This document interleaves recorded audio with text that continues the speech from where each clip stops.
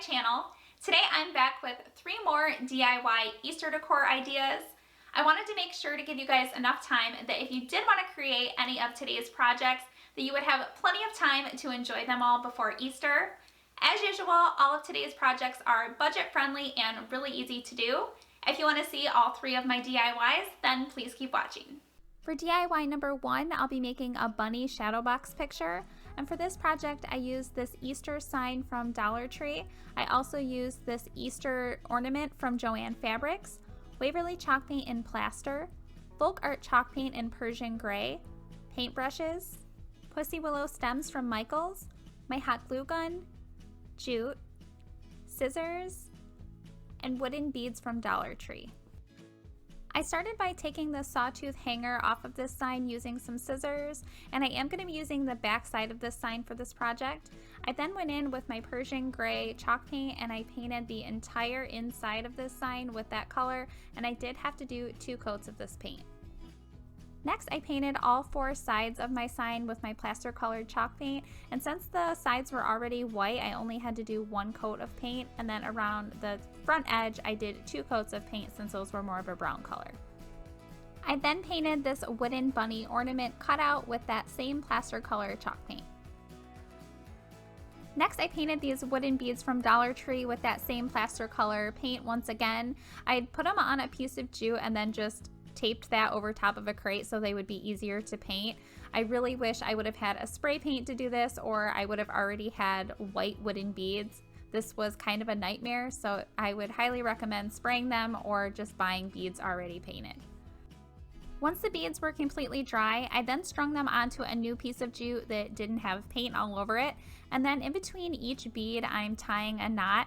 So I would put a bead on, tie a knot, put another bead on, tie another knot, and I did that until I had 6 beads strung on my piece of jute.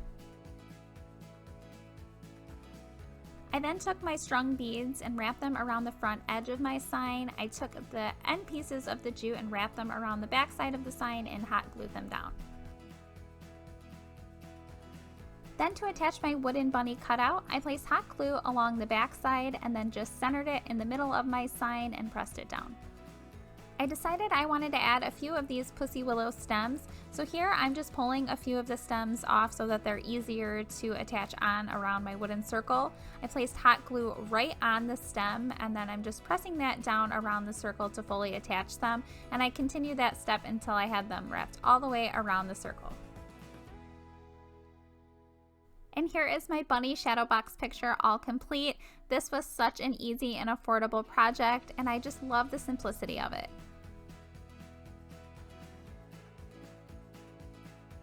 Now moving on to DIY number 2, I'll be making a happy Easter sign. And for this project, I'll be using this welcome sign from Dollar Tree, this happy Easter wooden cutout from Joann Fabrics, a 6-inch grapevine wreath, Waverly chalk paint in plaster and also in the color ink, folk art chalk paint in Castle, paintbrushes, decorative carrots from Michaels, black and white ribbon from Walmart, mini decorative eggs, scissors, my hot glue gun, jute, and Spanish moss from Dollar Tree.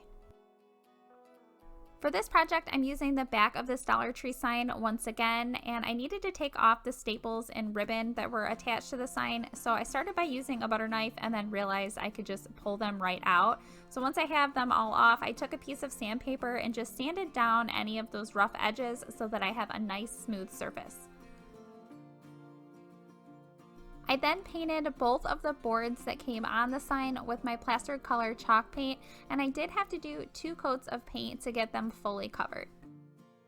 Once the paint was completely dry, I then took my Dollar Tree stencil brush and my Castle color chalk paint, and I dry brushed this color onto both boards. I did use a little bit more paint than I normally would when dry brushing, and for the areas that I have more paint, I just pressed down on my brush a little bit harder. I wanted my boards to have a really distressed look. Next, I'm flipping my boards over, and now I'm attaching them together. To attach them together, I'm using 5 different popsicle sticks. These are the larger ones that you can get from Dollar Tree, and I'm putting hot glue right onto the popsicle stick and then pressing it down onto the board right in the center so that they are attached together. For my Happy Easter wooden cutout, I painted it in my chalk paint in the color ink, and I only had to do one coat of this paint. Now I'm wrapping this black and white ribbon around the very top of my grapevine wreath, and I'm leaving the ribbon long enough so that the grapevine wreath sits right in the middle of my sign.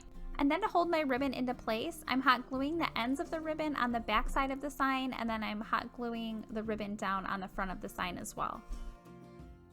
I really love using Spanish moss in my Easter and spring decor, so here I'm attaching some of this moss that I picked up from Dollar Tree in a few different spots on the front of my grapevine wreath, and then in the spaces between the moss I'm adding some of these mini carrots that I picked up from Michael's, and I used 4 carrots on the front of this wreath.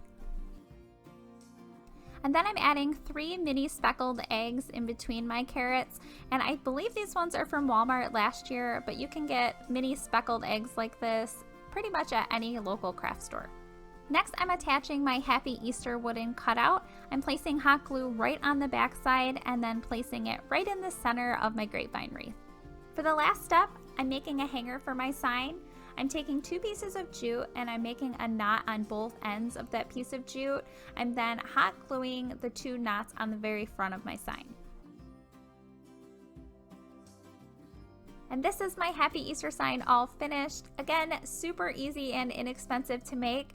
And I actually had most of these materials at home. The only extra thing I had to pick up was this Happy Easter wooden cutout. And now for the last and third DIY for today, I'll be making an egg-shaped welcome sign. For this one, I used this egg-shaped sign from Dollar Tree, this metal welcome word from Dollar Tree, Waverly chalk paint and plaster and also in truffle, folk art chalk paint and glacier, paintbrushes, Spanish moss, painter's tape, jute, scissors, and my hot glue gun. And no surprise here, I'm going to be using the back side of this sign from Dollar Tree, and I started by painting it with my plaster colored chalk paint, and I did have to paint on 2 different coats of paint. Once that paint has completely dried, I'm then making stripes on the front of my sign. I'm putting a piece of painter's tape right in the center, and then I'm using a second piece of tape next to that as my spacer between my stripes. I'm then placing a third piece of tape next to the spacer and then peeling the spacer piece off.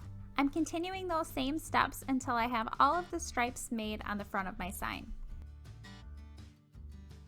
Next, I'm painting my chalk paint in the color Glacier in all of the spaces between my painter's tape, and I only did 1 coat of paint for this. Once that was completely dried, I peeled off all of the tape.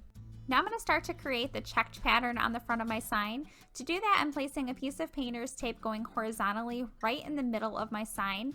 Then placing a piece of painter's tape right underneath that, and that one's going to be my spacer piece.